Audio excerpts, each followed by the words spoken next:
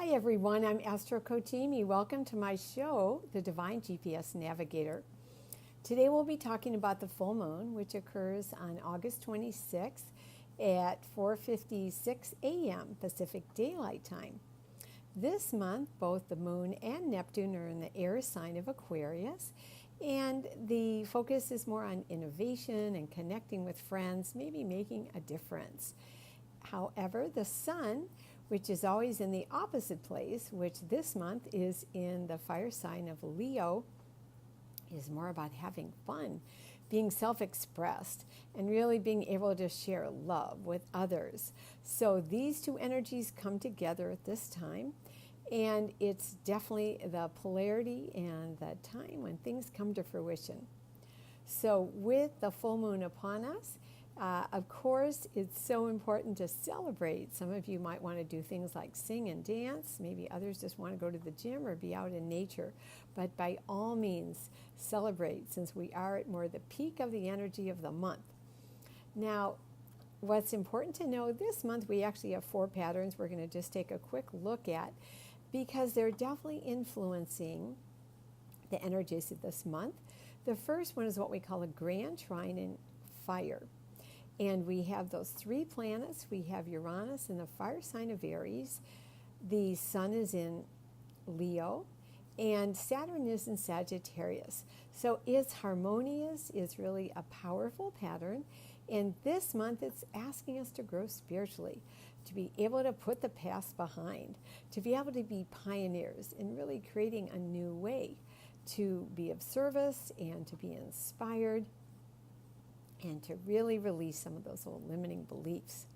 Now, in addition, this month we actually have 2 yods. We talked about those before. They're also called destiny patterns. This is where 3 planets come together and they form what we call an inconjunct. It's a little more subtle energy, however, it feels uncomfortable. We can't quite see it or put our finger on it.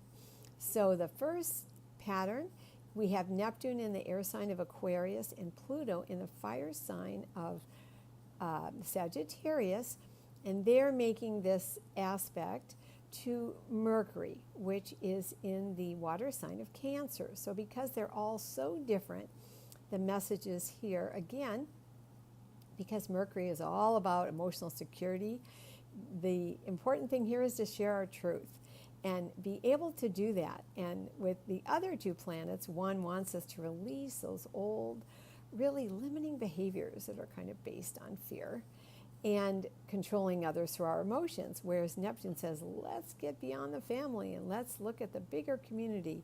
Let's look at ways to be of service and care about each other. So all these energies are trying to work it out, and the idea is to make an adjustment, and that's what we're doing. Now, the second yod also involves Neptune in Aquarius and, again, Mercury in Cancer. However, this time Venus is in this pattern.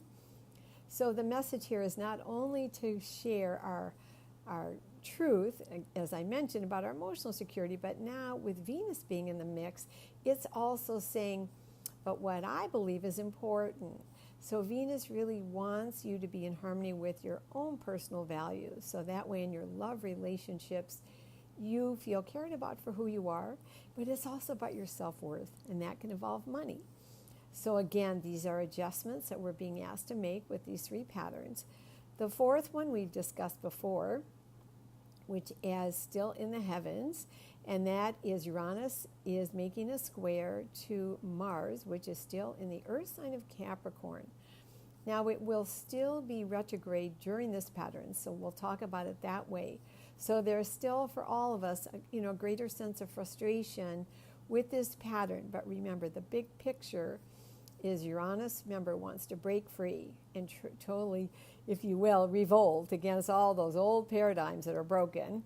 And Mars in Capricorn is still pretty attached to the past, that success and money is where it's at, and we can do that and control others.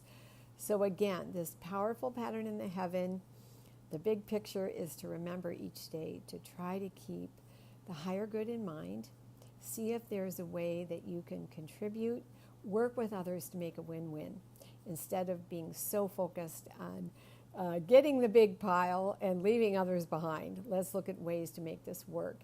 And it will create a tremendous shift, I believe, on the planet at this time. It's so very important. Now remember, the full moon does bring up those uncomfortable feelings. Now the good news is it's clearing them up, and it often opens up tremendous new windows, which is so exciting. However, with the moon in Aquarius, there's several things we need to take a look at. And one of those is, if you are too focused on being helpful, and doing things for others, what's important right now is also to recognize, if you don't put on your own oxygen mask, do some things for self-care, then resentment may creep in. So the idea is, take care of you, and then by all means make a difference in helping others. Now, with, again, the moon in Aquarius, there can also be a tendency, if those feelings come up, you may want to disconnect, whether you physically go out the door or you emotionally leave wherever you are. Please remember, it's important to be able to detach with love and be able to get some space, take a breather and go back. But let's make sure and keep our heart open in our mind as well. As we all know, things are still very tumultuous, unfortunately, on planet Earth. So I do encourage all of you, please stay positive, be able to stay connected to your divine source. And I encourage you to remain resilient. The best you can to try to trust the process is taking you to a better place.